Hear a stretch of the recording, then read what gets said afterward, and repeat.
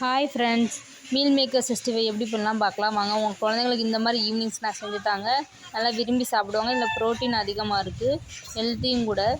அதுக்கு நான் ஃபஸ்ட்டு கொஞ்சம் 2 நிமிஷம் வெந்நீரில் போட்டு எடுத்துக்கிட்டேன். நல்லா தண்ணி இருத்து போட்டுக்கலாம். தண்ணியோடு போட்டிங்கன்னா உங்களுக்கு கிறிஸ்பியாக வராது.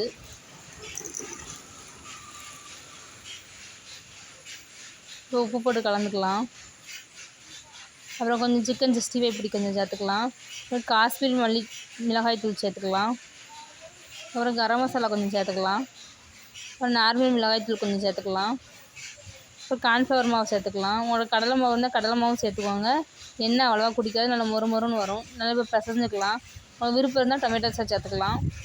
இப்போ நல்லா கிளறி சூடான எண்ணெயில் போட்டு எடுத்துக்கலாம். நல்லா மிதமான சூட்லேயே போட்டு எடுக்கணும். ரொம்ப வச்சிட்டிங்கன்னா கரைஞ்சிரும். இப்போ சோயா 65 ரெடி. தேங்க்யூ.